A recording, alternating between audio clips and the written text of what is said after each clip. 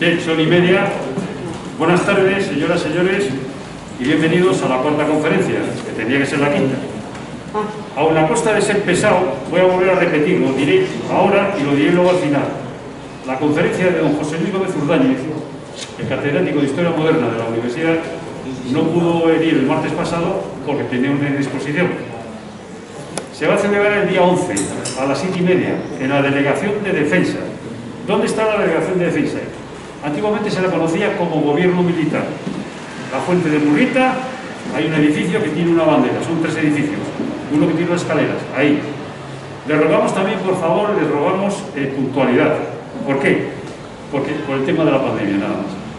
El número de localidades allí, o el aforo es un poquito más reducido que aquí.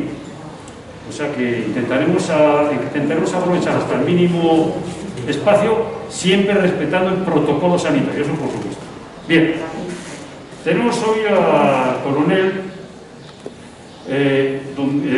don Pedro Pejenote Moraga, que ha sido delegado de Defensa, y le va a presentar don Ignacio Granado y Gesmo, que tengo que decir una cosa, que si bien es cierto que los ponentes son extraordinarios, los que les presentan no les van a la faga. Ahora van a ver por qué. Salvo este que presentó el otro día, salvo yo, los demás. Entonces ya, este es doctor en Derecho y en Derecho Canónico, investigador agregado del Instituto de Estudios Riojanos, vicepresidente de ARMO. ¿Qué es ARMO? Es la Asociación Riojana de Milicias Universitarias. Académico correspondiente de las Reales Academias de Jurisprudencia y Legislación y de Ciencias Morales y Políticas, consejero asesor de la Universidad Internacional de La Rioja, y está en posesión de diversas condecoraciones. Entre ellas, una de las más preciadas jurídicamente, San Raimundo de Peña. Aparte de esto, tengo que decir que esta mañana, sí, a última hora de la mañana, me ha llamado don Jesús González Treviño. ¿Quién es don Jesús González Treviño? Pues es el alcalde presidente de Hormilla, y que excusa su asistencia por temas de agenda, ¿no? Porque es que Sancho Londoño, de lo que habla del coronel, y Suceso Terreros son los dos de Hormilla. Sin más, tiene la palabra don Ignacio Granado. Buenas tardes, muchas gracias. Ahora sí. Buenas tardes, muchas gracias por la amable presentación del conferenciante y de mi humilde persona, que se debe únicamente a la amistad antigua que tenemos Marcos y yo desde hace muchos años. Es un honor presentar esta conferencia, que iba a ser de cierre del ciclo, pero que debido a esta indisposición que ha señalado Marcos, tendrá una continuación el próximo martes. Agradezco lo primero a todos ustedes que estén aquí esta tarde. No sé si se oye bien por esta historia. Es que, no sé, es rarísimo esto.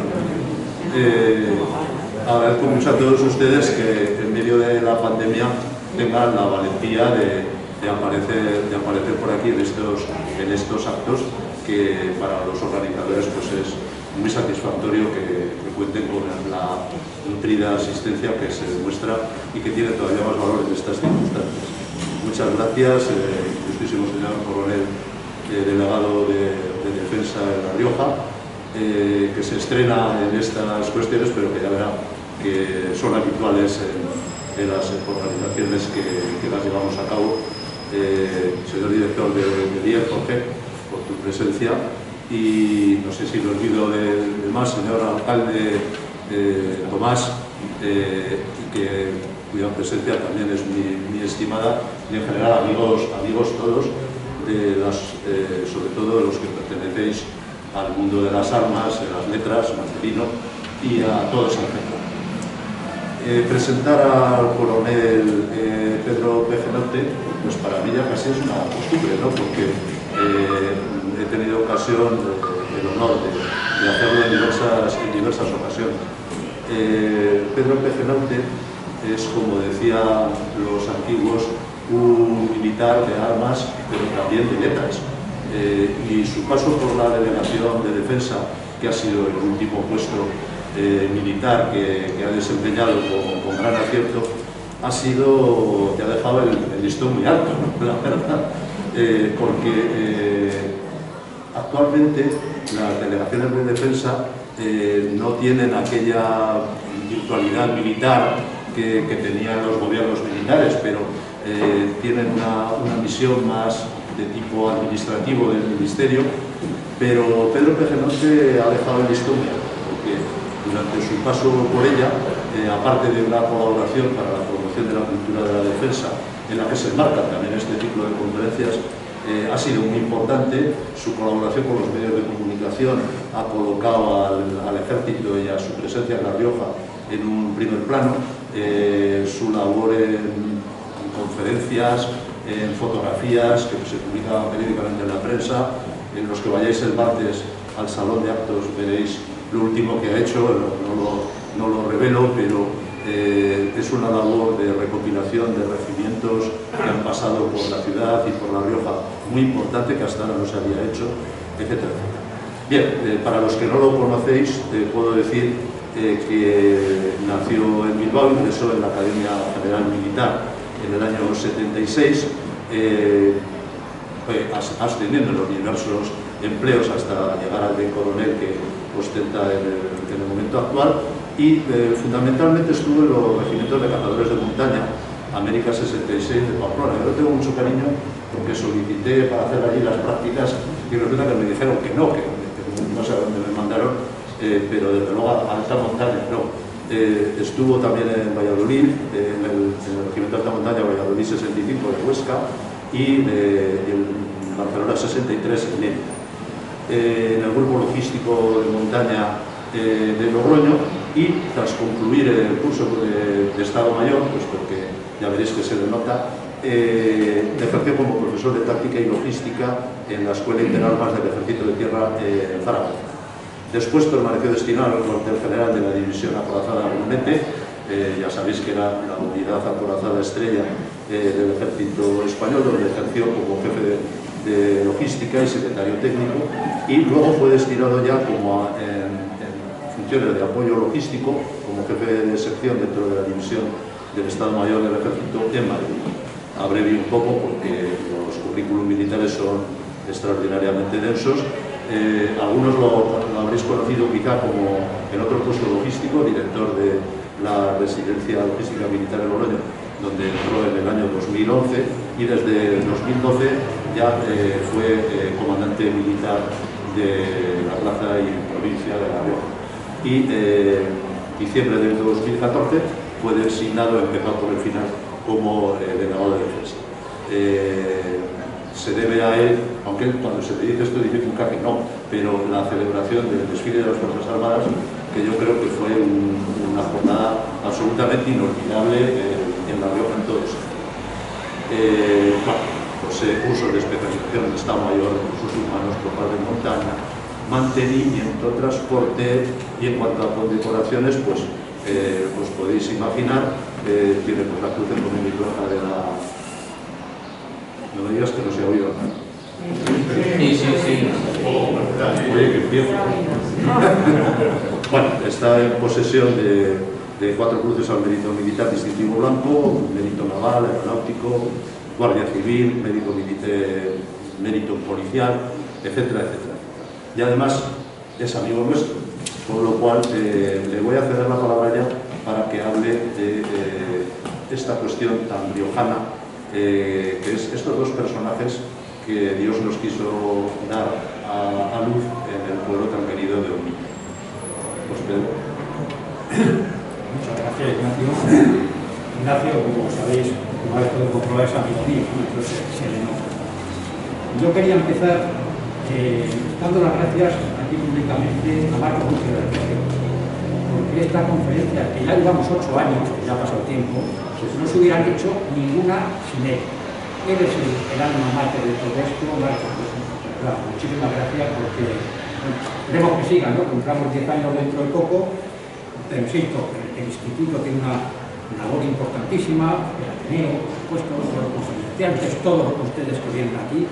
Es que Marcos es la no me podía ir de aquí sin decirlo y darle las gracias, como se lo he dicho muchas veces en privado. No se oye el correo, un poquito. Sí, esto es la ¿verdad? Esto es la mascarilla. Bueno, yo comprendo que a todos ustedes extrañe esta conferencia, ¿no? Estamos en el 5º centenario de del sitio del cerco de Logroño, como lo decía ayer el profesor Freire. Ahora, esta conferencia, ahora no. Sí. Esta conferencia pues parece que suena un poco extraña, ¿no? Hablar de los tercios de Flandes, hablar de Sancho Londoño, de sucesos guerreros, pero bueno, es que este año pasan muchas cosas, ¿no? En el 1521, por ejemplo, por estas fechas muere Magallanes. Y ahora tenemos a Juan Sebastián Elcano llegando a las Molucas, que todavía no ha llegado. Es decir, no solo es el sitio de Logroño, y este año se celebra, se conmemora el centenario de la muerte de Suceso Terreros, un joven riojano, Dormilla, como bien ha dicho Ignacio, del que, bueno, nos sirve un poco de excusa para dar esta conferencia, y yo quería realmente rendirle un pequeño homenaje, aunque yo sé que todos ustedes lo conocen. La Rioja todos los años hace un pequeño reportaje sobre un homenaje, en fin. Pero bueno, creo que era bueno hablar un poco de él y que conozcamos nuestra historia, que en el fondo es de lo que se trata de esto, ¿no? Hechos riojanos y hechos ilustres, pues de eso vamos a hablar. Y lo quiero enlazar con otro riojano de Dormilla, Sancho Londoño, que ha nacido casi 4 siglos antes que el otro. Pero bueno, es una curiosidad, ¿no? Es decir, que un pueblo tan pequeño haya dos personas que han pasado la historia en el mismo campo, en el campo militar, por razones totalmente distintas, pero han pasado la historia, ¿no? Y bueno, esa anécdota, pues creo que conviene recordarla, y creo que conviene que no olvidemos, como siempre, nuestro pasado, ¿no? Bueno, para empezar voy a empezar hablándoles de Gran Capitán. Los primeros líos que tiene España, serios fuera de España, todavía ni siquiera la podemos llamar España, ¿no? Pero se producen en Italia. El rey Fernando de Aragón, bueno, tiene sus intereses con los Ferrara en Nápoles y quiere quedarse. A fin de cuentas, quiere quedarse con el reino de Sicilia y con el reino de Nápoles, con lo cual manda allí al Gran Capitán Gonzalo Fernández de Córdoba, un joven bueno, ya no era tan joven, pero bueno, de Córdoba, y que es pues, lo que le llamaban sus hombres, el Gran Capitán. Era un gran militar, era un genio de la guerra que revolucionó la táctica militar. La caballería medieval era lo más importante que existía, arrasaba, y el Gran Capitán cambió las tropas. Aparte de que entrara el arcabuz, que era muy importante también ese cambio, pero le dio mucha preponderancia a la infantería y la supo combinar muy bien con la caballería y con la incipiente artillería que teníamos en aquel momento. Y realmente hizo que cambiaran las guerras, consiguió grandes batallas, la de Llano, Cerignola, en fin, se hizo muy famoso, llegó a ser rey de Nápoles, y ya sabe que sus relaciones con Fernando el Católico pues parece que no eran todo lo buenas que deberían ser. Y de ahí vienen las famosas cuentas del Gran Capitán, en fin, de que luego lo dejó apartado, le hizo duque de Sesa, pero lo dejó apartado ahí, nunca más le prometió el oro y el moro, pero ahí se quedó el hombre y murió prácticamente en su casa. Bueno, pues a partir de este Gran Capitán empezamos a tener tropas permanentes en Italia, que era el único sitio que teníamos. Aquí hemos hablado de las tropas que vinieron a Logroño, 5.000, 6.000, ¿no? Pero no eran ejércitos permanentes. En España, en lo que es la península, no existía un ejército permanente como tal. Se levantaban los ejércitos y se licenciaban según la ocasión, lo cual no quiere decir que los militares no fueran buenos profesionales, que no consideraban muy bien su oficio, claro que sí, pero no serían militares a tiempo parcial, si me permiten un poco la broma. Tenemos las milicias concejiles, tenemos la Guardia Nacional de Castilla, pero un ejército como tal no se crea hasta que llegamos aquí a Italia.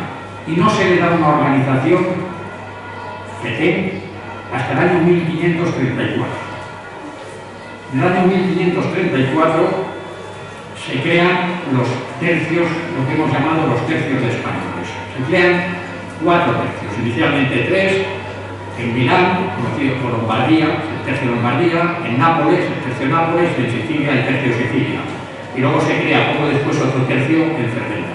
Las tropas habían llegado más o menos permanente en 1509, porque con la época del Gran Capitán va y viene, pero en 1509 llegan, y a partir de 1534 le damos una estructura.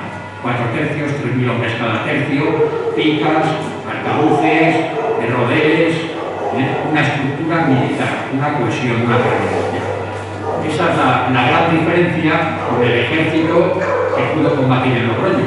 El ejército, pues con menos cohesión, no eran permanentes, y aunque individualmente conocieran su oficio, pues no era honesta. El engranaje no era tan bueno, Bueno, uno de estos tercios, en concreto el tercio de Lombardía, de Milán, muy indistintamente el tercio de Lombardía o el tercio ordinario del estado de Milán, lo mandó Sancho Londoño durante 22 años. Que no son pocos, ¿eh? ¿Qué sabemos de Sancho Londoño? Pues nace en Ormilla, como ya hemos dicho, hacia 1515. No sabemos muy bien el año, son suposiciones, no se ha encontrado su partida de nacimiento, por lo cual, como decía ayer el profesor Telles, no hay documentos primarios, aproximadamente. Es el hijo del señor de Ormilla, descienden del señor de Briones, es un noble, un poco posible, esto hay que decirlo, porque se pasa media vida intentando que le den una jubilación digna al rey, cosa que no consigue. Pero bueno, vivía tener pocos posibles y probablemente viviera en Nájera. De hecho, a mí me han contado en Nájera que sí, que su casa estaba en no sé qué calle, no lo recuerdo, pero nada bien. Bueno, pues es posible. A lo mejor no había que descartar, ¿no?, que su padre pudiera haber estado en el sitio de Logroño. Un noble que vive en Nájera, bueno, pues entra en todo lo posible, pero es una hipótesis y un sustento, él es un hombre formado, es un hombre culto, ha estudiado en la Universidad de Alcalá de Henares, en humanidades, parece ser, pero vamos, sabía matemática, bueno, lo que sabían en aquellos tiempos, ¿no? No es un maníaco, si me permiten la expresión. ¿Cuál es su carrera militar? Pues ingresa en 1542 en Pamplona, a las órdenes del duque de Alba. Es uno de esos ejércitos que se crean ad hoc en estas eternas guerras, las tres guerras que tiene Francia con el emperador Carlos V, con Carlos I, con el dominio de Europa, a fin de cuentas, lo que se llamó las guerras italianas. Pues bueno, aquí había en este momento una tensión, parece ser que Francisco I quería coger Perpiñán, conquistar Perpiñán, al final se queda un ejército en Pamplona, con lo cual pues, retrocede. Sancho Londoño ya se queda en el ejército, probablemente fuera cabucero, fuera cabo, fuera sargento, no lo sabemos realmente, solo sabemos que en 1547, esto porque nos lo ha contado él además, en 1547 es teniente de caballos, es decir, la caballería esta. Y además en ese tiempo, como teniente de caballería, está en la península. El resto está prácticamente siempre fuera, como veremos. En 1552 es capitán ya del tercio de Lombardía, pues desde el año 52 está allí. Y en el 58 asciende a maestre de campo. Por cierto, contra la opinión del duque de Sesa, del heredero de Gonzalo Fernández de Córdoba y del mismo nombre, que no quería que se uniera a él. Bueno, una vida como otra cualquiera, ¿no? ¿Es importante? Bueno, vamos a ver. Maestre de campo, de un tercio español, y voy aquí a dar una opinión distinta a la que dio ayer el profesor Telles. Los tercios españoles, hasta que llegan los Austrias menores, más tirando hacia Felipe IV que a Felipe II, son exclusivamente españoles. No hay nadie más. Confundimos muchas veces los tercios de españoles con el ejército del emperador. El emperador Carlos I de España y de Alemania tenía ejércitos italianos, mercenarios suizos, alemanes, holandeses, escoceses, irlandeses, y ejércitos de todos sus dominios, y muchos también tenían mercenarios, especialmente los suizos, y los alemanes también, que eso chaqueteaba siempre convenía. Pero los tercios solamente son españoles. De hecho, Alejandro Farnesio, cuando es capitán general en Flandes, le reclama al rey que quiere más españoles porque de los otros no se fía. Llegaron a ser como máximo entre un 10 y un 15% de las tropas del emperador, pero solo eran tercios españoles, y aquí hay 4 nada más. Había maestros de campo españoles que mandaban tropas alemanas, que mandaban tropas escocesas, islandesas, hubo muchos, pero solo 4 simultáneamente, quiero decir, en tiempo humano, ¿no? Pero en esta época solamente había 4 maestros de campo, como puede suponer muy bien el Egipto, los nombraba el rey. Eran los señores de Ortega y Cuchillo, son nosotros que organizaron el ejército, bueno, del que venimos, todos los ejércitos que tenemos ahora prácticamente, cuando sobre el CO2, y eso precisamente lo que vamos a hablar, cómo se ha mantenido que estos señores, especialmente Sancho Londoño, plantearon. Su vida fue intensa, Esto es una especie de cronograma para que vean por dónde fue pasando. El represalista en Francia, en Pamplona, en 1542, Nuremberg, Metz, en 1550. Estos son batallas en las que sabemos a ciencia cierta que hasta seguro que hay más, pero que no las conocemos. Milán en 1552, aquí ya como capitanía. Siena, Flandes, Nueva Francia, en fin. Recuerdo que no había aves, no había trenes y no había aviones. Cambia el color porque aquí entra el reinado ya de Felipe II. Los estados pontificios, Trípoli, Asti, en Milán, donde Malta, importantísimo. Ayer hablamos de la toma de Constantinopla, pues los cañones de Malta eran parecidos. Los cañones que llevaban los otomanos eran parecidos. Y ahí participó con una labor importantísima nuestro paisano. Nímega, varias batallas cuando ya llega a Flandes y muere en Lier. Lier ahora mismo es un barrio de Maastricht y está enterrado. Muere de enfermedad, no de una muerte honrosa, muere mandando su tercio, pero bueno, la muerte nos llega desgraciadamente cuando menos honrosa. ¿Qué quiero decirle? En una vida, como ha podido ver, movidita e intensa. Bueno, pero no solamente era un buen militar, era un gran soldado. Todo el mundo lo reconocía, insisto, hicieron maestro de campo, pero hemos dicho que estuvo en la universidad, estaba muy formado. Entonces, ella la pluma, ya saben que decía Don Quijote que nunca la lanza embotó la pluma ni la pluma la lanza, ¿verdad? Y Sancho Londoño, en sus escritos, llega a decir algo así como que yo profesé la espada, mas nunca aborrecí la pluma que no le diera una trasnochada, porque le dio unas cuantas. Escribió poesía en la Biblioteca Nacional, están esperando un par de profesores, por cierto, vinculados a ella, que dijeron que los iban a editar.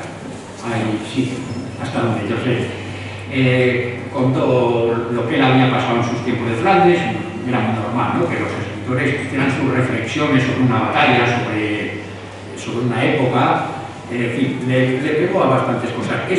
Probablemente escribió otro libro que se llama Espejo de Disciplina Militar, que se le atribuye al que era su sargento mayor, y él, por lo menos, él es el protagonista de ese libro. Es un diálogo entre un capitán y un maestre de campo que le explica lo que tiene que hacer el sargento mayor. Hay autores que dicen que lo escribió. Bueno, no es importante. Su obra más importante se llama Discurso sobre la forma de reducir la disciplina militar a mejor y antiguo estado. Un nombre muy redundante. No lo escribe porque le apetece, esto se lo encarga el Imperio. Son las primeras ordenanzas militares que tenemos.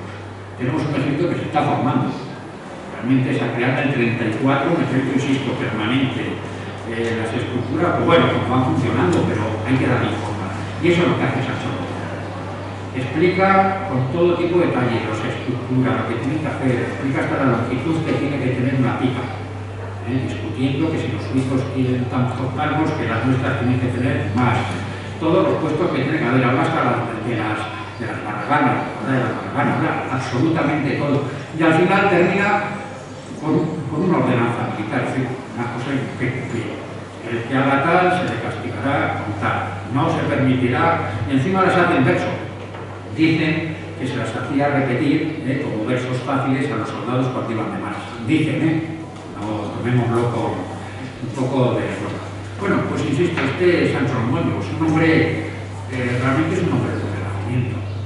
Es un militar del Renacimiento, la pluma y la espada. Como ha habido muchos, no nos engañemos. Hay un grupo muy ilustre de militares profesionales, de maestros de campo, de sargentos y de soldados. Calderón de la Barca, Cervantes, ellos son soldados también, no nos olvidemos. Pero bueno, otros muchos que han alcanzado otras cotas de responsabilidad en el ejército, que han escrito. Es un hombre puramente renacentista, un hombre además presumía que había tenido suerte que nunca la había leído, más presume de ello. Y yo solamente quería leer una frase de Almirante. Almirante es un tratadista militar del siglo XIX, probablemente el que más ha estudiado, o estudió en aquel momento, los tercios. Hay mucha gente estudiando esto. Voy a leerlo tal cual porque creo que mejor que no lo diga. Londoño pertenecía a esa raza de hombres de guerra que, como Valdés, Mendoza, Roma, había varios, pudieron llamarse universales. Pues lo mismo, traducían y comentaban a César y Homero en sus respectivas lenguas, que tomaban una batería o daban una carga. Embajadores ostensibles unas veces, agentes secretos otros, hijo del embajador, hizo varias embajadas. Negociaban contigo, exploraban con sagacidad, trastornaban y revolvían un Estado con travesura diplomática. Y a la vuelta de una misión política, de un certamen literario, si se encontraban a su tercer punto de combate, con él campaban, con él se batían, con él daban cima a sus atribuidas empresas. Importándole lo mismo acuchillar un escuadrón en campo raso que subyugar un pueblo rebelde, que desarrollar laboriosas trincheras ante los orgullosos baluartes de una plaza fuerte. Y termina diciendo, lástima que se rompiese el molde de aquellos inevitables soldados. Creo que, en fin, mucho mejor que yo lo he hecho. Insisto, Sancho Londoño fue un gran maestro de campo, fue un gran militar, trascendió porque supo escribir y además empezó a dar forma a los ejércitos, no solamente en el trabajo diario, sino que lo dejó escrito en un papel. Insisto, Felipe II, sus ordenanzas, las aplicó Flandes, por las ordenanzas de Felipe II, perdón, del duque de Alba, que era el capitán general de Flandes, y Felipe II, cuando creó las primeras ordenanzas suyas para el ejército, cogió cosas de Sancho. Tienes un gran. Bueno, vamos a nuestro segundo protagonista. Pues unos 4 siglos después de que se crearon los tercios, poco escasos, en 1920, se crea el tercio de San Carlos. Ese es su nombre original. La fecha de creación que le damos siempre es el 20 de septiembre de 1920, porque es la fecha en la que se alistó el primer legionario. Entonces esa es la fecha que la Legión decidió que fuera. Por lo cual estamos, el año pasado fue su primer centenario, iban a hacer varias cosas en Logroño, pero bueno, no pudieron ser, querían venir a rendir homenaje a Suceso Guerrero, y al final pues no pudo ser. De hecho, ayer estuve hablando con el general de la Legión, el actual general de la Legión, que es un buen amigo mío, me dijo que no, que este año no van a hacer poquitas cosas. Los tercios de Flandes, si recuerdan, han nacido porque tenemos ahí unos líos considerables en Italia. Las guerras italianas con Francia, hay que controlar los estados que tenemos, Nápoles, Sicilia, Milán. Pues el tercio de extranjeros nace por lo mismo.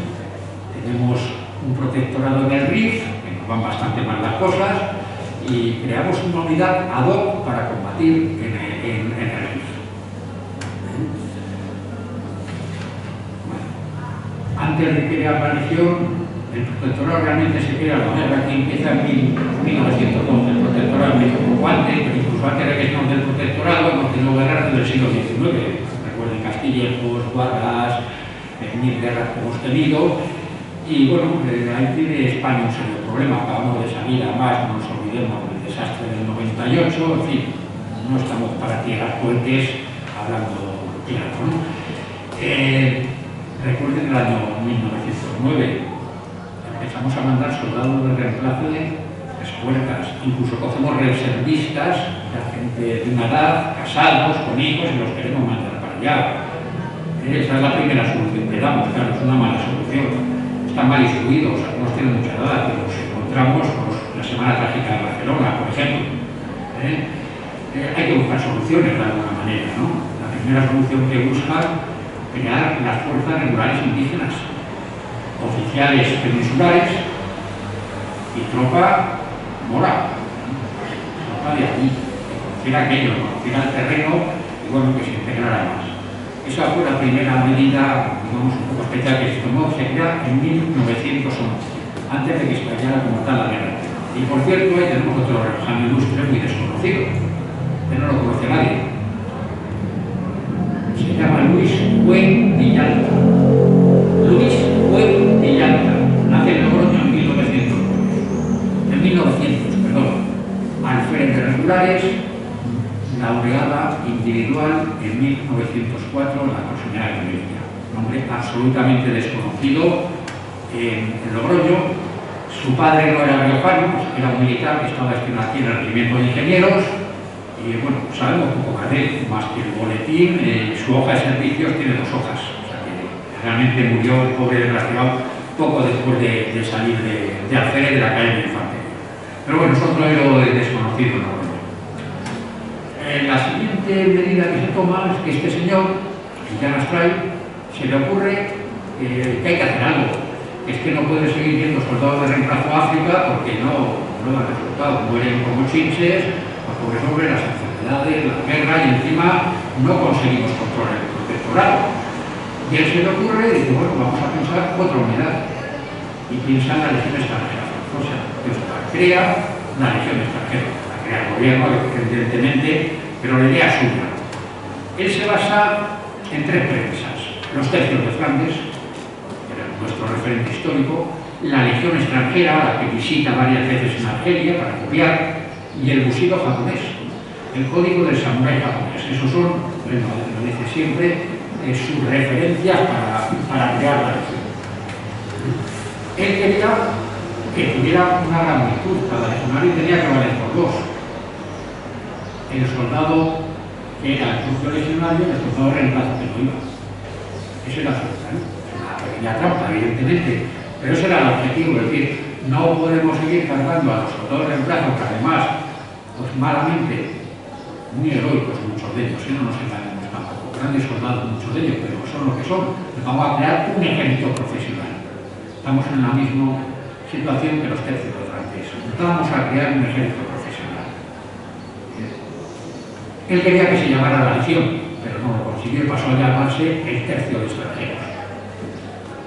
Bueno, pues este es el nombre con el que se inicia, y a partir de la Guerra Civil, en el año 43, me parece recordar, poco más o menos, pasa a llamarse la Legión, y cada uno de sus regimientos de infantería pasa a llamarse tercio. Pero hasta el año 43 es el Tercio Extranjero. Bueno, y ahí entra en juego este paisaje nuestro, Sucesos el Terrero López. Nace a finales del siglo XIX, en el año 96 en Hormilla, sabemos muy poquito de él. Sí sabemos que se alista en Barcelona, es de los primeros que se alista, los primeros legionarios que van a Ceuta, donde se ha constituido la legión, le llaman la primera legión, vienen de Barcelona, y uno de ellos es Sucesos Terrero. Pues es muy importante para la legión, lo va a considerar un héroe siempre.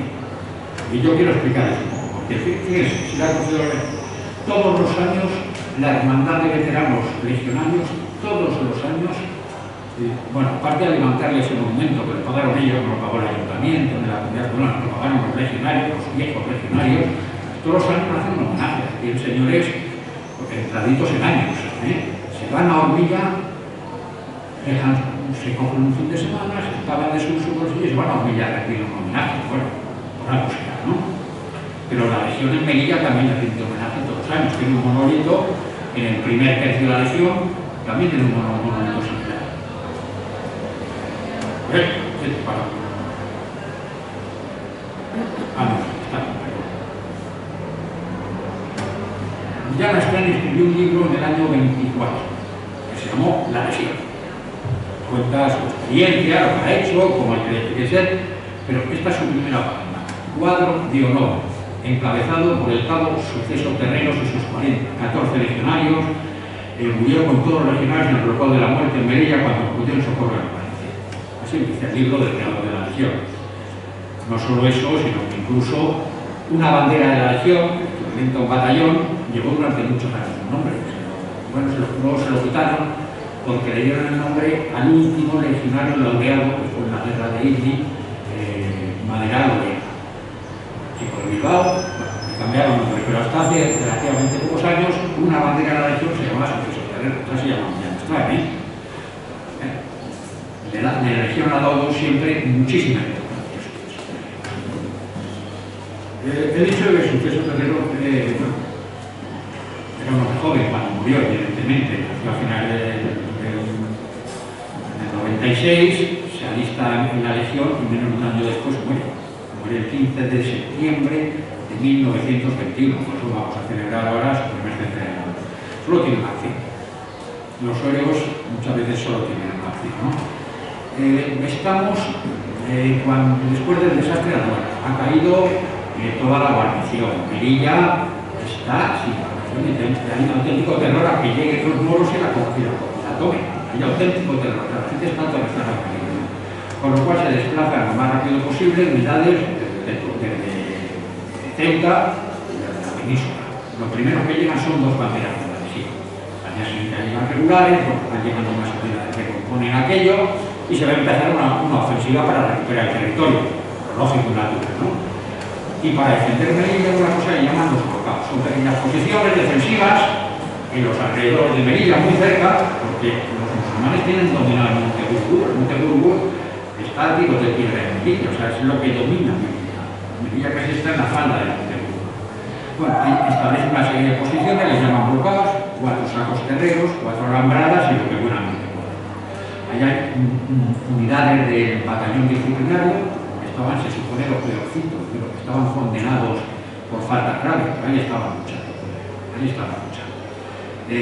Parece que ese bloqueo le están apretando mucho los moros y se entera, la legión está de descanso, está esperando porque un par de días después van a iniciar la contraofensiva. Pero me imagino, mira, que si ya no lo sé, pues les llegan noticias de que aquello está muy apretadas las cosas. Y un teniente de Intabulla, que muere 6 meses después también en combate, pide ir en apoyo a esa posición. Dice que no, hay que reservar las fuerzas para la ofensiva. Pero dice, bueno, si quieres ser voluntario, pues mandar un pequeño destacamento, 14, 15 hombres, un pelotón a que va. Pide voluntarios y eso es la legión. Todos son voluntarios. Al final se designa a 15 hombres al frente de un legionario, porque no era cabo, un legionario. Llevaba menos de un año, no nos olvidemos, pero el 20 de septiembre llegan los primeros legionarios. Miento, se alistan. A Ceuta llegan un poquito después. Bueno, pues lo mandan para allá. Llegan de noche, no voy a ser muy explícito, pero llegan de noche, entran en la posición infiltrándose, dejan 2 muertos o 2 heridos en la entrada y de ahí se baten el cobre con los moros que llegan a colocar un cañón a 50 metros. Muere el teniente que había allí, muere el sargento Gavina, muere el cabo Gavina, se queda a cabo sucesor terreno mandando esa posición. Con los legionarios y los soldados que quedaban de los 10 disciplinarios. Bueno, mueren todos esa noche, bueno, los matan sin más, al día siguiente se recuperan la posición. Siempre dice la legión, me dice muy bien, que es la primera posición, la primera vez que la legión cede una posición al enemigo. Bueno, es que no quedaba nada. Todos habían muerto. Al día siguiente recuperan los cadáveres y no pretendo ser muy épico, sientan internet los terreros, eran relaciones épicas, casi novelescas, como que un soldado le da al teniente Agullo 250 torres y dice, como voy a morir, que se le usted a la Cruz Roja. Bueno, probablemente haya algo de fantasía, probablemente haya algo de verdad en todo eso, ¿no? Bueno, lo tenemos enterrado con los terreros en el Panteón de Héroes, que es donde le corresponde estar, del cementerio de la Purísima en Melilla, muy cerca del alférez de Villalta, que también está enterrado. Y ya esto como un chascarrillo, todos los años la Legión celebra un drama legionario, una horita de teatro, la hacen en Melilla, bueno, es el bloqueo de la muerte, porque ese bloqueo pasó a ser el bloqueo de la muerte porque murieron todos. Yo esto sé que lo han representado hasta en Irak. Un año, que es el 15 de septiembre, estaba la Legión en Irak y los legionarios lo representaron allí, ellos mismos, sin público ellos, porque es nuestro ellos. Este es Suceso Terrero, es decir, es un hombre, por cierto, también tiene una calle en Madrid, Logroño no, pero Madrid tiene una calle, en la zona de Carabanchel. Bueno, estos 2 hombres, distintos, los 2 del mismo pueblo, en 2 puestos totalmente distintos, pero soldados los 2, uno al servicio de su rey, por supuesto, en los tiempos de Felipe II y Carlos I no había un ejército nacional, eran los ejércitos del rey, que servían al rey, no servían a España, ya a su rey. Suceso Terrero sirve a España. Bueno, nos encontramos, que a donde yo quiero llevar, vamos a intentar ver qué hay en la Legión, qué nos queda de esos tercios. Nos quedan muchas cosas, más de lo que puedo ver. Empezamos, ya les he dicho, son la primera vez en 2 momentos puntuales de grave crisis, creamos 2 ejércitos profesionales, 2 pequeños ejércitos. Flandes, en Italia, los tercios italianos, que se mandaron allí así, eran los tercios que estaban en Italia, y el tercio extranjero para combatir el ejército. Hemos creado la primera vez que creamos unidad permanente, porque en el momento que creamos la legión, tenemos tropas de reemplazo. Estamos mandando soldados de reemplazo, con las cuotas, los que se libraban porque tenían dineros, no hacemos un tupido oído sobre esa época. la verdad, pero bueno, así hemos creado 2 unidades profesionales. Eso es lo que les caracteriza a ellos. El emblema de la región es este, curioso. El arcabuz, de Flandes, la ballesta, es el precursor del arcabuz y la alabarda. Muchas veces dicen que es una pica, pero eso es una alabarda, y era el arma que llevaban los sargentos. El arma y el símbolo del mando del sargento era la alabarda. Pues lo ha copiado hasta lo más elemental, ¿no? Que es su imagen estética, su imagen estética. El concepto de bandera. Bueno, la bandera ahora sabemos que, bueno, ahí tiene la bandera de Logroño, ¿no? Ahí está la bandera de Logroño. El concepto de bandera nacional, este tiempo de esa segunda. En estos momentos la bandera no es más que un elemento de combate e identificación. Cada compañía lleva su bandera. Es el referente en el combate. Es decir, yo levanto la cabeza y veo dónde está mi bandera, ahí está mi bandera. Ese es mi punto de referencia en el combate. La bandera podía ser de cualquier color, como quiera, solo tenía una condición: la cruz de Borgoña o la cruz de San Andrés. La tenían que llevar todos. Lo demás, pues ya vemos aquí, los cuadros, no tienen más que mirar el cuadro de las lanzas y verán que hay unas cuantas banderas, todas con la cruz de Borgoña y todas distintas. Y cada uno le echaba la alegría que consideraba. Eso era la bandera. Entonces, de lo que era el símbolo, hemos pasado al continente. Sancho Londoño habla de banderas. Las banderas son las compañías. Sancho Londoño, con 6 banderas, hizo Urano con 8 banderas. La bandera será, es decir, de lo que era el símbolo de la unidad, hemos pasado a denominar bandera. Además, es significativo que la compañía era la unidad fundamental de la infantería que había creado el Gran Capitán. Era la unidad fundamental de combate, decimos los militares, era la referencia. Si vamos 4 siglos adelante, la unidad de combate fundamental se considera el batallón. ¿Y qué hace Millán Astray? Llama al batallón bandera. Y siguen llamándose banderas, son las banderas de la legión. Es el equivalente a los batallones de la legión. Bueno, eso también se llama. Los nombres. Tercio Gran Capitán. Ya hemos hablado bastante de él. Tercio Duque de Alba. Primer gobernador y capitán general fuera de la familia real de los Flandes. Juan de Austria. También, en fin, de la batalla de Panto, ¿verdad? Pero también fue capitán general y gobernador de Flandes, o Alejandro Farnesio, sobrino de Felipe II, que también fue gobernador en Flandes. Esas son sus armas, las armas de ellos, lo cual copian el nombre o cogen el nombre de los grandes referentes, los grandes capitanes generales de Flandes, y además cogen sus armas. Hay más, una bandera que se llama Tercio de Panto. La primera bandera del primer tercio, se llama Comandante Franco, que es el que la llevó a Melilla, tiene los símbolos de la Casa de Borgoña, unos jabalíes sujetando una rama de roble, me parece. Bueno, han utilizado mucha simbología, porque bueno, querían un referente histórico para los regionales, querían copiar un poco ser como esos tercios de Flandes. Bueno, una cosa significativa. ¿Por qué iba alguien a los tercios de Flandes? Si habláramos en términos términos, podríamos decir que más por nada el hambre, por supuesto que sí. También iba por adquirir fama y honor. Quiero medrar socialmente. Soy un privado, un don nadie en mi pueblo, un destripaterrones, en fin, gente con muy poco futuro, estaban allí. Ojo. También iban nobles, Sancho Londoño, tengo mi tercio más nobleza que la que se vio en la corte de Madrid. Me daban un poco a los romanos que todo noble que quería hacer carrera política tenía que pasar por el ejército, pues aquí también pasó. Y ojo, todos, absolutamente todos entraban de soldados. Nadie entraba de capitán en los tercios, ni de sargento, ni de maestre de campo.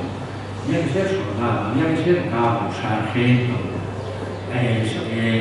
Bueno, sargento mayor no era necesario. Capitán, pues llegar a maestre de campo, que es el que llegara. En fin, había muchas razones, pero había un componente de la cultura importante. Hay gente que se alista varias veces.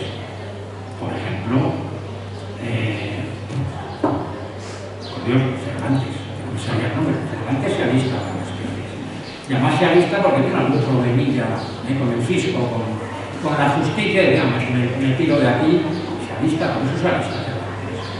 Pero es que tenemos luego a grandes conquistadores que han combatido previamente en Flandes. El gobernador de Chile, no me sé dónde, Pedro Valdivia, combatió en Italia.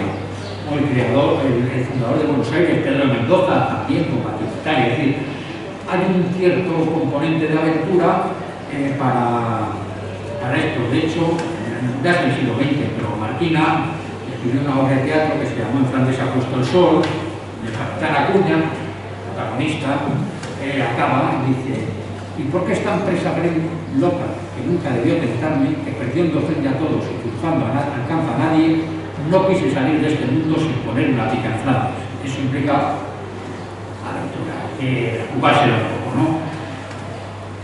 Esto es un casting de los que hacía la Legión, creo que del año 25, para llamar a los legionarios. No se ve nada, no se ve.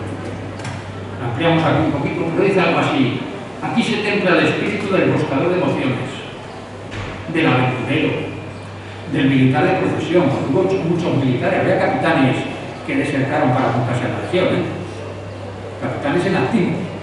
Bueno, tenéis un hogar, una hermandad de caballeros. Olvido el pasado, nada importa tu vida anterior. Cervantes, aquí estamos jugando, buscando, reclutando al mismo tipo de personas. Son gente que piensa una gente real, que esté dispuesta a jugarse la vida, porque al final se juega la vida. Y con una diferencia fundamental: la religiosidad es fundamental en el siglo XVI, digamos que en el siglo XX pues ya no está. Una diferencia fundamental: españoles y extranjeros. Esto, tercio de Flandes, solo españoles; tercios españoles, solo españoles. Pero también es cierto que la Legión nunca tuvo más de un 20% de extranjeros. No, tampoco lo sabíamos oficialmente, por lo menos, todos podían entrar con un nombre falso, pero el propio creador dice que nunca llegan a más de un 20%. Puedes medrar en la Legión, podrás llegar a capitán, la fama, el ascenso social. No solo a capitán, un compañero mío de promoción, su abuelo llegó a teniente coronel de la Legión. Dos medallas militares individuales, puesto 3 veces para la laureada, en fin, teniente coronel PIX, para más serias, ¿verdad? Las dos unidades tienen un carácter expedicionario. Las hemos creado para una cosa muy concreta: el RIF en Italia. Pero cuando nos aprietan, nos las llevamos a Flandes, combaten los tercios en el Mediterráneo, combaten en Hungría, combaten en toda Europa. Son esos mismos tercios que los vamos llevando. Es lo mejor que tenemos. El rey decide utilizarlos. Lo mismo le pasa a la Legión. La crea, bueno, había caballos y relito, no había más que pies. Lo mismo nos pasa con la Legión. La creamos en Marruecos para el protectorado, para defender nuestro protectorado. Pero nos la llevamos al Sahara. Aquí tenemos una foto de los escenarios del Sahara, lo que se llamaron los tercios saharianos, hasta que fuimos el Sahara. Recuerdo los dos últimos laureados de la Legión fueron la guerra de Etni, el sargento Fabrique, y el soldado legionario Madera. Son los dos últimos laureados en Madrid. Pero bueno, ahora los tenemos en todo el mundo. Han estado prácticamente por las misiones en las que ha estado el ejército español, el ejército de tierra, evidentemente, ha estado la Legión. También es cierto que sus diferencias actuales con otras unidades, su espíritu, su manera de actuar, pero es tan expedicionario, no es ni más ni menos expedicionario que el resto de las unidades del ejército, que bueno, pues ahora mismo las estamos mandando a todos los sitios. Bueno, derivado de esto, como no había vehículos, claro, vienen las manchas. Sancho Londoño recorrió el camino español. El camino español es una de estas cosas poco conocidas, pero que sí, que vale la pena. Tenemos las tropas en Italia y hay que llevarlas hasta Flandes. Allí están los dominios españoles. Felipe II tiene serios problemas en Flandes y decide mandar al duque de Alba, ¿con qué? Pues con los 3 tercios que tiene. 3.000 hombres por tercio, 9.000. Más la familia, los cantineros, los que viven a cuenta del Esto, las barraganas, que estaban reguladas, tantas por compañía. Se calcula que unos 30.000. nada más. Ponte en Turín y llega a Bruselas, unos 1.100, 1.200 kilómetros. Hay que pasarlos antes. Todo el sistema central francés. Hay que pasar por sitios, claro, Francia esto lo consideró un acto de guerra. Hay que pasar bordeando la frontera francesa. De hecho, el camino español se fue desplazando hacia el norte según Francia iba conquistando. Cuando se instala Alsacia, pues tenemos un problemón. No podemos Alsacia ir por el imperio, por Alemania. Bueno, se estuvo haciendo durante unos 100 años. Todas las unidades iban a Flandes y no podíamos informar. Dominaban los ingleses, después de la armada invencible, no voy a contar nada, ¿no? Pues iban por aquí. Por eso decían los soldados, decían España mi natura, Italia mi ventura y Flandes mi sepultura. Me reclutan en España, en Italia me formo, me adiestro, me instruyo, pero vivo bien. Y al final, pues muero en frente, ¿no? El primer camino español tras el Duque de Alba, ya te insisto, que dar de comer un seno, dar de comer a 30.000 personas todos los días, andando hasta Parrot. ¿Cómo era eso? Se moría de hambre, ¿no? ¿No? ¿Cuánto? 100 kilómetros de Pamplona a Logroño. 30.000 durante 60 y tantos días, andando, moviéndose. Y lo hicieron, ¿eh? Es un hecho logístico extraordinario. Realmente es una de las cosas que presumimos todos los españoles y tenemos mucho que presumir, pero mucho. Bueno, tardaron 68 días el Duque de Alba con Sancho Londoño al frente de su tercio. Sancho Londoño habla de esto y dice, bueno, ahora el cambio me dice, pasando por donde jamás se oyó que otro pasase, y lo que es de maravillar, sin que se sintiera falta de nada ni se sintiera desorden alguno. Es una intervención, pero no fueron grandes héroes, en el año 78, esto fue en el 77, en el 78, 11 años después, un maestre de campo, López Figueroa, lo hace en 32 días. Sancho Londoño una media de 18 kilómetros diarios, 60 y tantos días, 18 kilómetros diarios.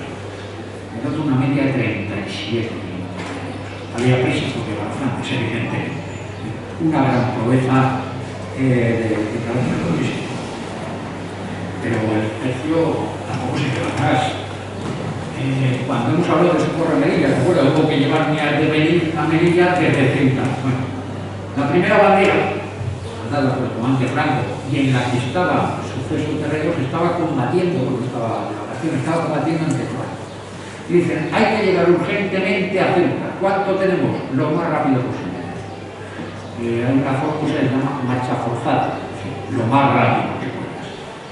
En 27, 28 horas, incluyendo 2 horas para comer y 3 para dormir, pusieron unos 100 kilómetros. En realidad hay unos 70 kilómetros, pero no lo llevaban días y se perdieron, por decir más tarde. Unos 100 kilómetros en 26 horas, que realmente son 22 horas. Estoy todo Suceso Terreros para ir a socorrer a la ciudad de Melilla. De la derecha es una imagen de una pintura, pero a la izquierda es una imagen, una fotografía tomada de esos legionarios que hicieron esa marcha. Van con su equipo, lo mismo que los grandes, sus municiones, su armamento, todo. Su vida estaba en sus mochilas, no tenían nada más, todo lo llevaban en la mochila. Bueno, de hecho, esto le ha dado tanta importancia a la Legión, que seguro que han ido a hablar de los 101 kilómetros de la Legión, los corredores. Hay una marcha que son 101 kilómetros, una carrera 101 kilómetros en 24. Lo hacen en ronda todos los años, recordando esto. Bueno, ahora a partir de entonces, pues cada uno de los tercios ha hecho su carrera de ultra-raid. Ayer hablando con un periodista de estos que es corrector, me dice, sí, yo lo conozco. Me acuerdo, mucha gente se apunta. Las inscripciones duran 3 horas. En 3 horas se colapsa el sistema. Hay mucha bicicleta, a pie, corriendo, bicicleta. Bueno, esto, el fundador de la Legión lo puso en su credo, el diccionario, que dice que se basa en el Bushido, en el código de conducta de los samuráis japoneses, con el espíritu de marcha. La Legión será más veloz, nunca se rendirá, andará hasta caer agotado. De hecho, 2 legionarios en esta marcha rápida murieron de puro.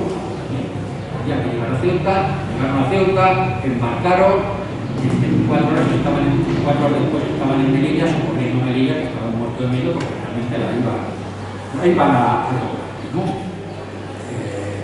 Bueno, sí, pues en esta marcha, en YouTube teníamos a Suceso Terreros, como en el primer camino español subimos a Sancho Domingo. Bueno, otra canción importantísima para todos, la honra y el honor. Todos han escuchado aquello de más vale honra sin barcos que barcos sin honra, ¿no? Pues eso es una manera. Además, pero es que explica muy bien lo que estas personas pensaban. Pero su lado de los tercios no era más importante que su vida, era lo más importante. Es decir, eso lo vamos a ver recogido en múltiples textos, múltiples hechos que lo demuestran, despreciaban totalmente la muerte si el honor se ponía en duda, ¿no?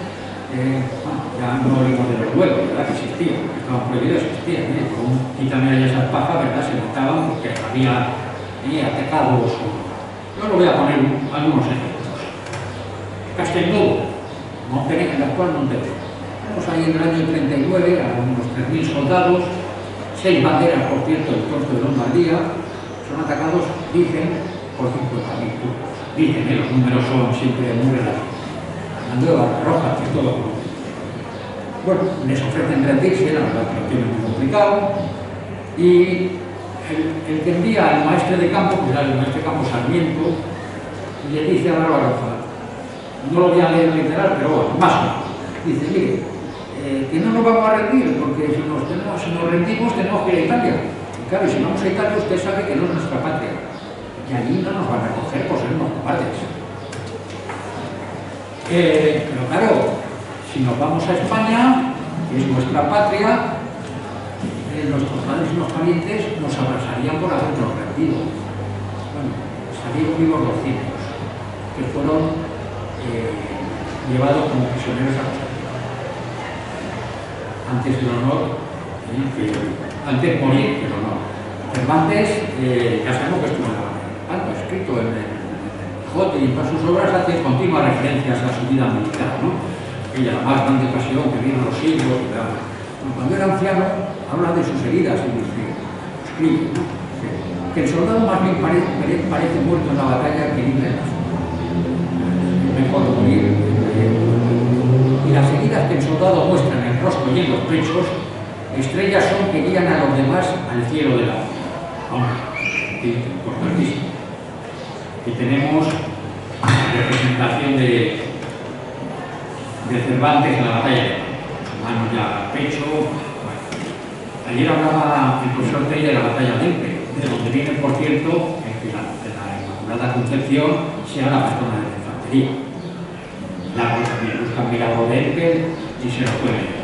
Efectivamente, era una isla que estaba en el río Mosa, se levantan las compuertas, queda prácticamente inundada, hace un frío que pega, no tienen víveres, y bueno, pues a morir. El mariscal francés, el conde Olard, les ofrece rendirse y le contesta, dice, mire, los infantes españoles prefieren la muerte a la deshonra. Ya hablaremos de capitulación cuando estemos juntos. Menos mal que no se rendieron porque se laron el río y les dieron una profunda batalla con los franceses. Venía a decir, el conde Olard decía que Dios parece que fuera español. Eran 3.000 soldados españoles, 3.000 demonios, tremendo. Bueno, la batalla de Rocroi es la primera batalla en la que dicen algunos que empieza el decaimiento de los tercios. No es verdad. Lo que realmente pasa es que las armas empiezan a cargar mucho más rápido y la caballería puede disparar mientras ataca. Es una batalla no demasiado bien planteada por los capitanes generales o el capitán general. Los alemanes huyen, los alemanes que estaban al servicio de España huyen, la caballería se retira, los italianos se retiran, los suizos mercenarios se retiran y se quedan los tercios españoles. El tercio de Nápoles, uno de aquellos 4 primeros tercios, actualmente el regimiento Soria número 9 es el regimiento más antiguo de Europa, si se considera, por lo menos, aguanta 4 cargas de caballería. queda diezmado, pero no se retira, eso lo que ha pintado el pintor del lado, representando la cual de los que lo pintaron. El sobrenombre de ese regimiento es el tercio que saca. Hubo un 90% de bajas, pero aguantaron hasta el final, no se vendió. Bueno, eso era ese honor de esa obra, ¿no? Quevedo, por terminar, dice: murieron porque no quisieron vivir a todo el de que no dijeran los franceses que temieron a la muerte. El honor es fundamental para los hombres del tercio de Francia, fundamental. Lo mismo le va a pasar a nuestros legionarios. Hemos hablado del bloqueo de la muerte, ¿verdad? Sabían que se iban a morir allí, iban a morir en combate, se fueron todos voluntarios. Por cierto, no menos honrosos, eso que hemos hablado, los soldados que estaban allá a la puerta del banquillo disciplinario, no nos engañemos. Desembarco a los temas. El gran desembarco, el primer desembarco aeronaval, que hay en la historia, las primeras tropas que desembarcan a los temas para reconquistar el río son de la Legión. En todas las columnas que salen de Ceuta y de Melilla, las unidades que van en la cabeza son la Legión, no van otras, siempre va la Legión.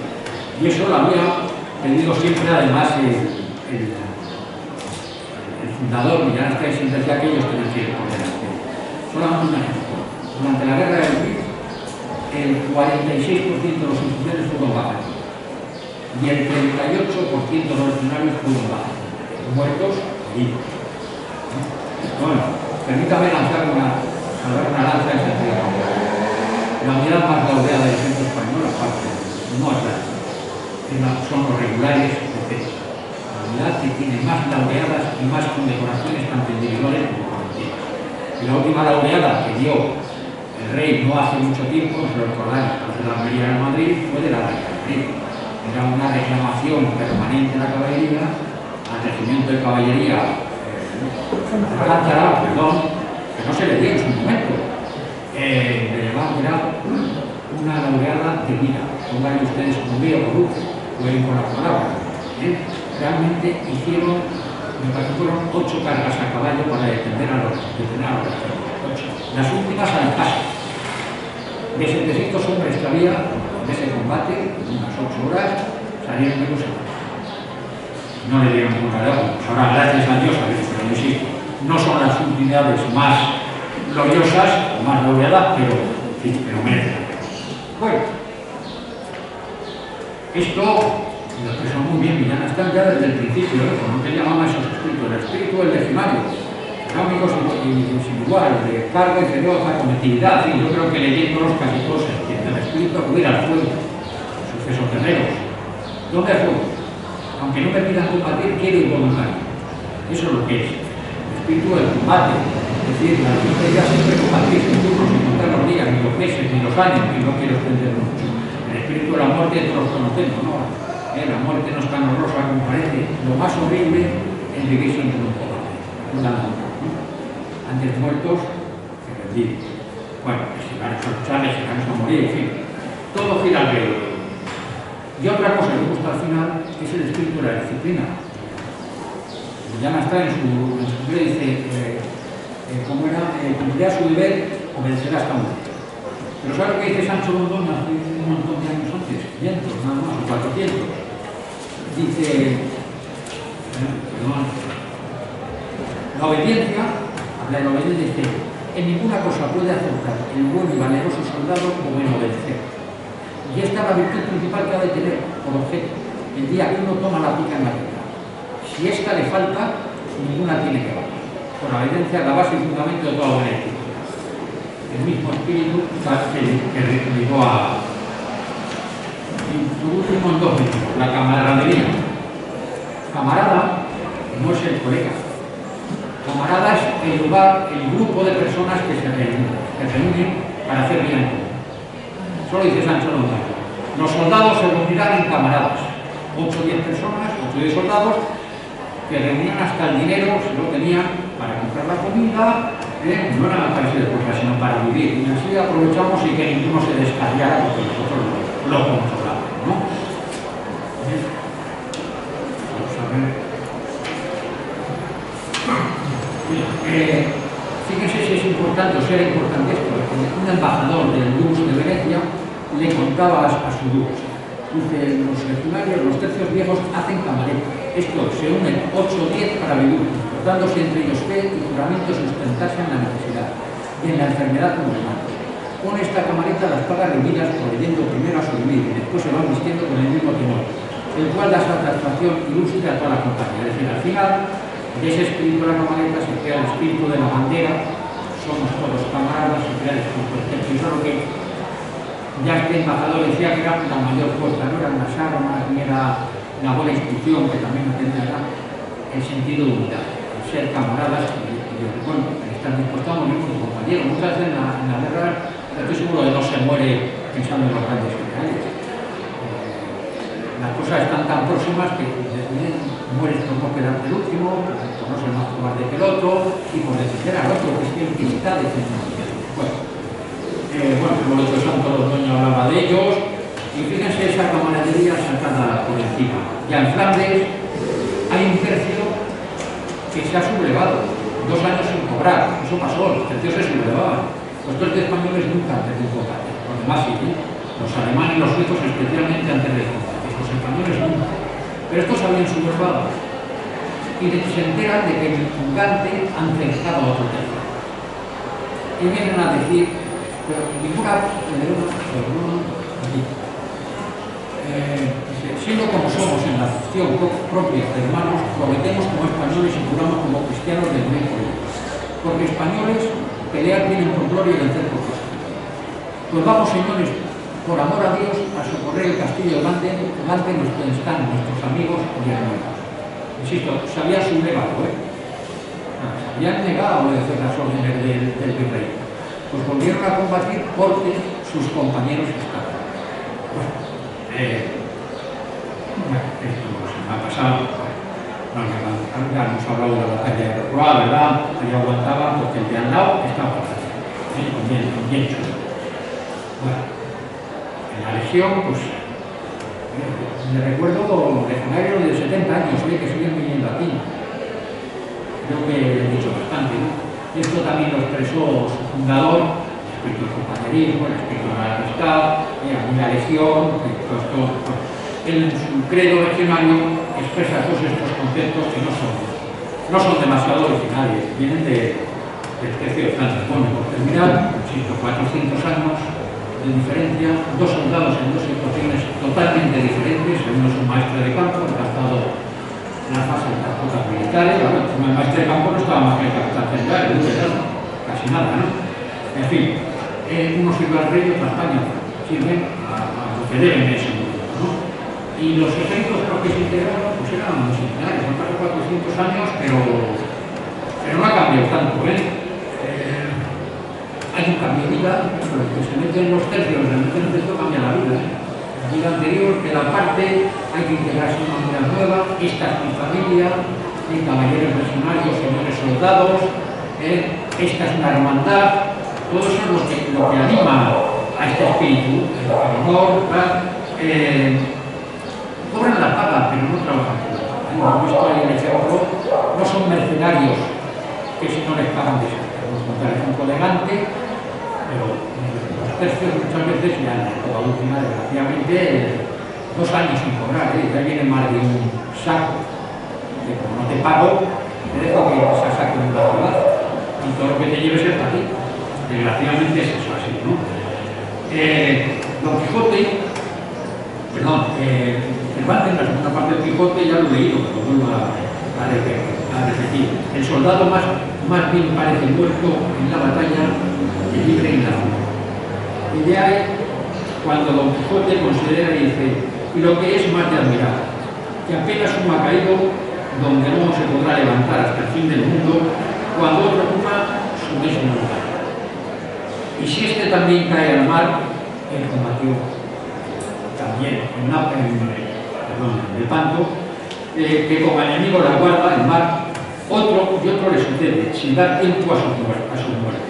Valentía y atrevimiento, el mayor que pueda hallar en los tanques de la guerra.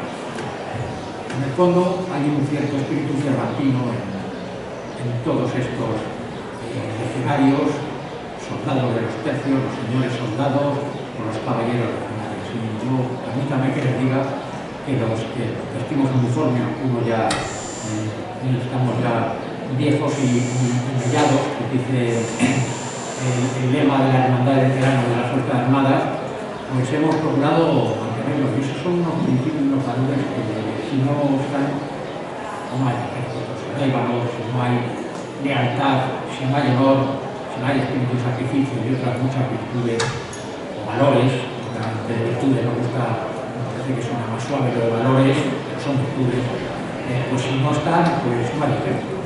Y con esto espero no haber pensado mucho. Muchísimas gracias.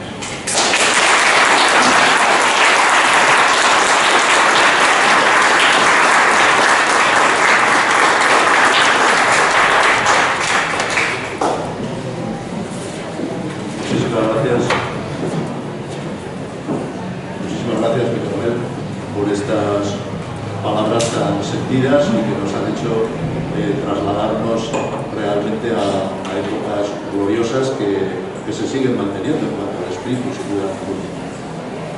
No sé si es costumbre, Marcos, un pequeño coloquio, ¿no? Pues se abre, por supuesto, un turno para si alguno quiere hacer alguna intervención o alguna aclaración o manifestar simplemente alguna opinión, no necesariamente una pregunta. Ha dicho usted que la ciudad de Buenos Aires la fundó Pedro de Mendoza. Creo que sí, igual me he equivocado, ¿eh? ¿No fue Juan de Garay? No lo sé. No es un dato que haya buscado en detalle. Sí, mira, he leído eso y como tal lo apunto. No lo sé. No te lo puedo decir.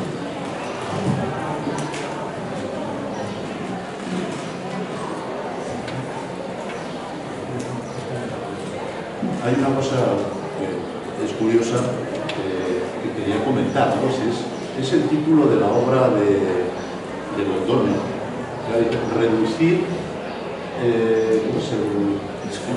el discurso para reducir la disciplina militar a mejor y más perfecto estado. Más antiguo estado. Yo creo que el término reducir, que me corrijan las autoridades aquí filológicas presentes, debe traducirse como reconducir, sí. Es de lucere, ¿no? Es decir, sí. No es reducir en el sentido de pequeñecer, sino de reconducir. Y es que a mí me ha llamado la atención porque esta mañana no he leído estas cosas, pero profundizando un poco en internet, en la obra de este hombre, yo creo que es verdaderamente el ejemplo del militar renacentista. Es decir, cuando habla del mejor y más antiguo estado es el espíritu puro del Renacimiento. Lo que quiere es volver a esa antigüedad clásica que él ha estudiado en Alcalá, que él ha leído en Homero, que ha leído en Virgilio, de esas grandes narraciones épicas, ¿no? De Troya y tal. Ese espíritu que ha leído en Egipto, en los tratadistas militares romanos de Re Militari y tal, y entonces estas personas le han influido. Sí. Y entonces es curioso porque el otro día vi en televisión, claro, como está ahora en la pandemia, la película está de Pato, ¿no? Pero bueno, que la hemos visto 40 veces, pero cuando Pato llega a Sicilia, dice, pues si yo quiero hacer lo mismo que hicieron los romanos en la conquista de Siracusa y tal. Es decir, el tío era un clásico, dentro de que era un americano de tanque y tal, pero realmente tenía un cierto espíritu clásico que el verdadero militar del Renacimiento ha tenido. El que hizo las construcciones de Logroño seguía modelos clásicos de castamentación, de fortificación. Yo creo que Logroño es un hombre profundamente clásico, pero profundamente clásico en su espíritu también. Por ejemplo, escribe el libro, esto es una meditación sobre la marcha, que habría que contrastar. Escribe el libro justo un año antes de morir, cuando está ya achacoso y tal, porque se muere de muerte de enfermedad, pero ese momento de enfermedad no lo dedica a dar la batalla, no, lo dedica a pensar, a escribir, que es un poco lo que hace San Ignacio de Loyola, otro renacentista, que dedica su su convalecencia a escribir, y escriben los dos, es un paralelismo que me parece curioso, escriben los dos, lo han dicho, sobre el honor y la virtud, las virtudes homéricas, el orden, una virtud de Vergesio, clarísimamente, y sobre la obediencia y la disciplina, una virtud de San Ignacio de Loyola, clarísima para la fundación de un tercio religioso como es la Compañía de Jesús. Yo creo que no se puede entender a Sancho de Borgoña sin estar imbuido de ese espíritu de renacimiento clásico. Es un clásico, a pesar de que es un hombre que genera un espíritu militar de novedad y tal, pero yo creo que es un hombre que habría que profundizar en esa faceta. Yo no he estudiado su obra. Creo que eso que has puesto ahí era una edición que he visto en el Ministerio de Defensa. Sí, está editado, ese libro está como lo editado, vamos a editar con Jorge Melier, esto seguro, pues ya habrá que hacer un estudio crítico con esta línea clásica. Yo creo que puede ser interesante. Mira, en este documento, en el discurso, habla continuamente de Roma. Continuamente está hablando de las religiones romanas. De Salomón habla mucho, de Vergesio habla mucho, de Homero. Continuamente es un referente como un renacentista, que no tiene nombre culto, lo he dicho repetido, bien formado, está formado en lenguas clásicas, el que sabe latín, el que sabe griego. ¿Cómo no va a estar imbuido por lo clásico? Es que las poemas que escriben los papas reales. Lo más culto que había en el momento. Son poemas épicos, todos ellos. Yo no me los he leído, porque soy incapaz de los conozco, pero son poemas épicos. Uno de ellos habla de la historia de España desde los inicios, cuando se crea el mundo, es nada, hasta el rey Felipe nuestro Señor. Bueno, pues ese es un hombre, es que tienes toda la razón, es totalmente justo, y de hecho su referente continuo son las regiones romanas, el plano militar. Pero ojo, son modernos, No pensemos, no, es un clásico, no. Estos son los que han revolucionado junto al gran capitán, que es un predecesor, son los que revolucionan.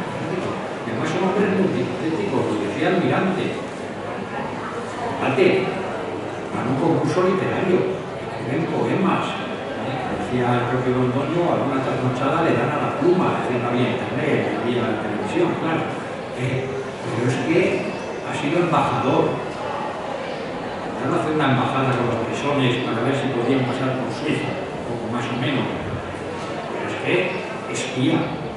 Todos ellos son facetas, en fin, no quería, la conferencia no era Sancho Londoño, ¿no? Pero es que un hombre que valía para un sitio y para un desconocido, pero realmente un hombre polifacético que creo que es la esencia de un hombre renacentista, ¿no? Y es así, y es un hombre, claro, el clasicismo, me voy a pensar, muy moderno en su manera de actuar. Hay otro detalle que me ha parecido curioso al ver un poco la obra de este hombre, que él siempre se considera riojano. O sea, quiero decir, no en el sentido actual, ¿no? Pero él se considera, cuando dice, ¿usted quiere? Yo soy el señor de Ormilla. Claro, ojo, el señor jurisdiccional del pueblo donde los pueblos de Ormilla no tenían mucha simpatía, parece ser. Pero él se considera, y en eso sí hubo un paralelismo con Terrero, porque yo creo que Terrero es un hombre, su padre parece ser que fue secretario del pueblo, es decir, un hombre que está vinculado ahí, y el uno, como tú me has señalado, muy bien por arriba en el mando, y el otro llevando a la práctica sin teorías militares, pero con lo que hay que tener, ¿no? Realmente lanzarse a morir, ¿no? A un bloqueo, verdaderamente admirable. Muy curioso. Son, efectivamente, fíjate, yo creo que ni Ormilla, que yo más contador, no lo sé, que tenía la casa, que era muy natural, en Nájera, tampoco Ormilla es presumida, efectivamente eso corta, que sí, presumida, vino a Logroño Ormilla un par de veces, primero cuando hereda el título de señor de Ormilla, y luego cuando le dan, ingresan a la Orden de Santiago, como caballero de la Orden de Santiago. Pero no, tampoco viene mucho más. Primero, no le dejan, no puede, evidentemente, y me parece, si intenta jubilar, me parece decir que la Orden tampoco lo consigue, porque no le dan la pensión adecuada. No nos engañemos, porque una cosa es que vivas, que quieras tu paga y otra cosa es otra cosa. Bueno, realmente son personas que han hecho, bueno, su fama viene de fuera. Aquí parece ser que tiene un hermano, porque a su hermano, a contarlo, se lo lleva a Milán. Acaba de presidente del Senado de Milán.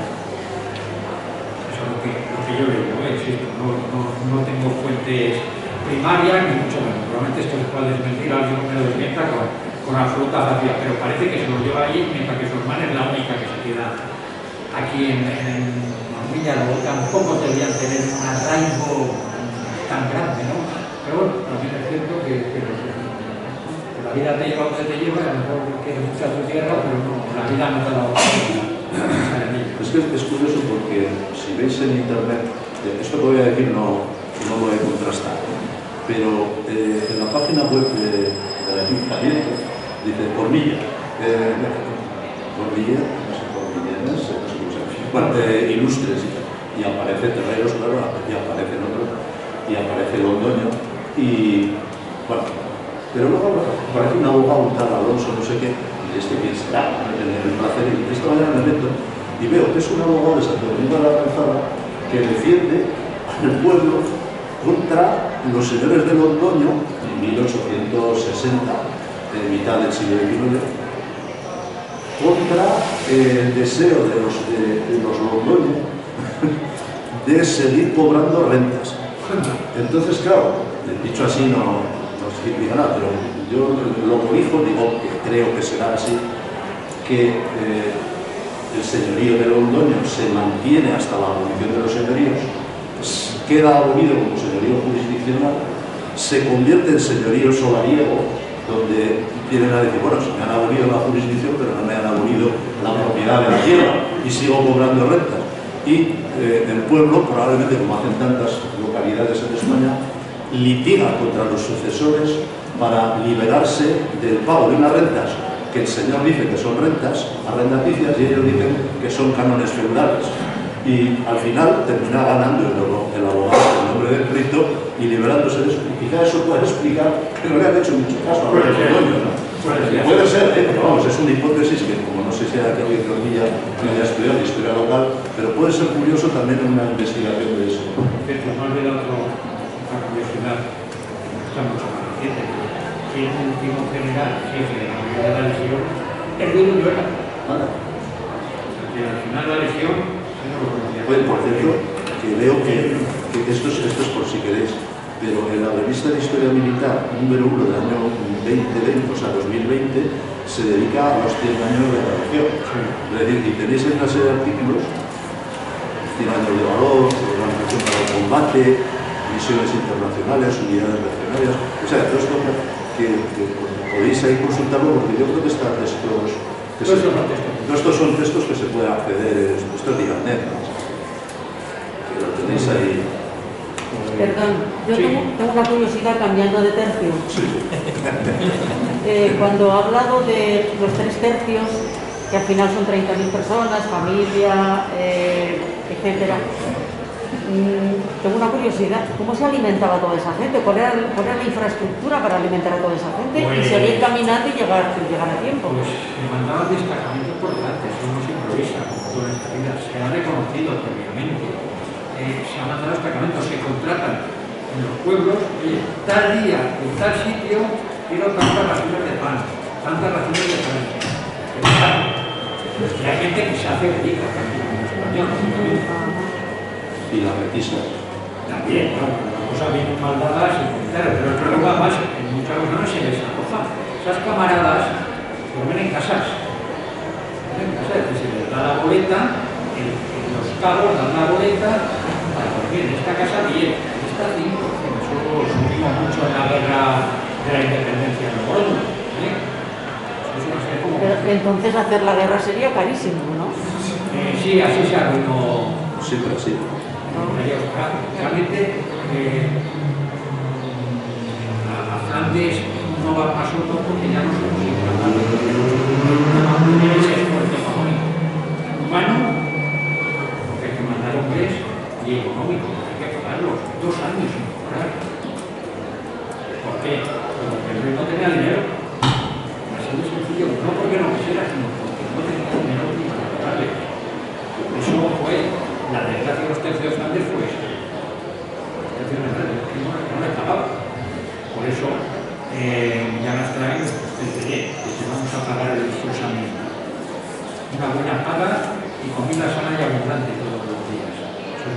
reclamos pues, para diferenciarse de nosotros de la organización, y así salieron los sacos, no solo para decir. Claro, los soldados se les llegó a pagar en telas. Llevan telas. ¿En telas? Tela, la tela de seda. Ah. A tanto el metro, pues ya te he pagado los 2 últimos años. Y ya verás tú cómo lo vendes. Realmente fue la época de los hostias menores, de cuando el imperio era un buen declive, y nuestros gobernantes no son los mejores del mundo, pues tienen esta consecuencia. En todos los sentidos, no solamente aquí, claro, en los tercios, sino en todas partes. Fíjate que hay una cosa curiosa, ya que está aquí el director del IER. En el último número de la revista Belejos se publica un interesantísimo artículo etnográfico sobre una costumbre de un pueblo al lado de Ormilleja. Bueno, ahí hay una costumbre que me ha parecido interesantísimo el artículo, que es el reino. La costumbre del reino en Ormilleja debe consistir en una especie de fiesta de quintos para celebrar como que el rey aparece y tal. Es una cosa de una lectura que yo cuando lo he leído digo, esto es requisas militares de la época de vete a saber cuándo, pero probablemente de la guerra de la independencia de por ahí, ¿no? Me huele a mí, por el lado, parecía un ejército y es que las gallinas las cogían de lo que había por allí y mandabas unos equipos de recolección y es curioso que en La Rioja se haya mantenido esa costumbre etnográfica en Ormilleja. Me ha sorprendido extraordinariamente porque está al lado de Ormilla, o sea, es que realmente Ormilleja es Formiliola, una hormilla pequeña.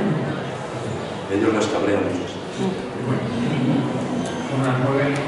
Sí, un inciso, cambiando de tercio también. Cuando has hablado del guión de la primera bandera que fundó Franco, el guión creo que no viene de la Casa de Borgoña, sino que viene de la familia de Andrade, que era de la familia de su madre. De hecho, ese guión fue el que utilizó para su casa, la casa de Franco, mientras estuvo mandando. El guión que llevaba siempre en el coche era dos jabalíes enfrentados. Pero guión de Franco, ¿te refieres? Sí. Que es el mismo guión de la primera bandera. Pero no se deja nada, ¿no? Es el de abajo a la derecha. Ese de abajo a la derecha. Yo he leído que es el.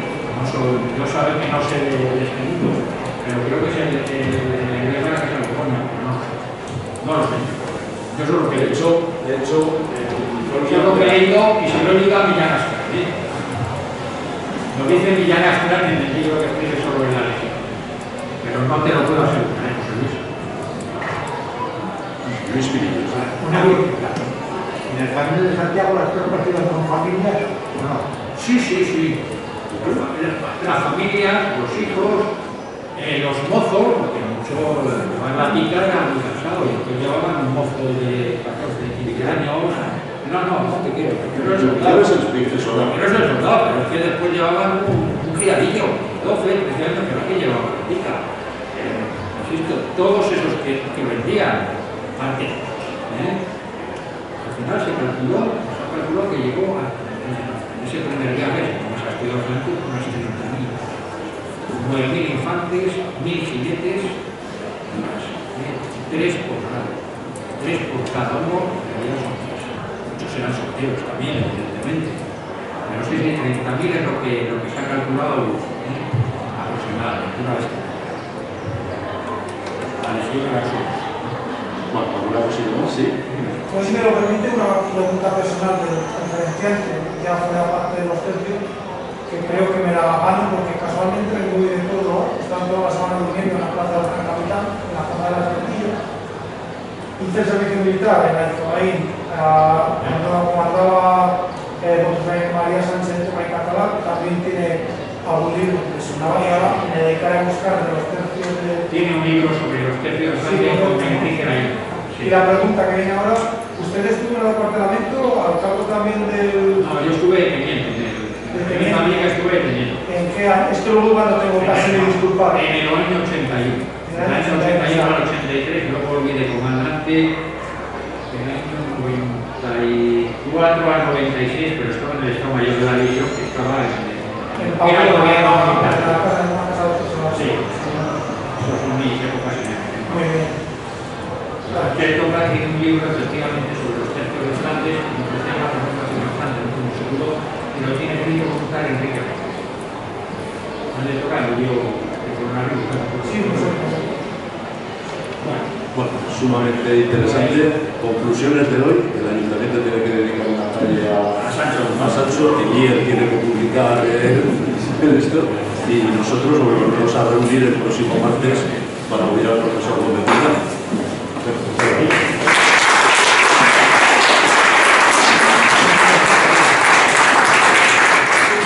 Muchas gracias y les convocamos para el martes. Y les convocamos para el martes a las 7:30, un poquito antes, en la delegación de defensa.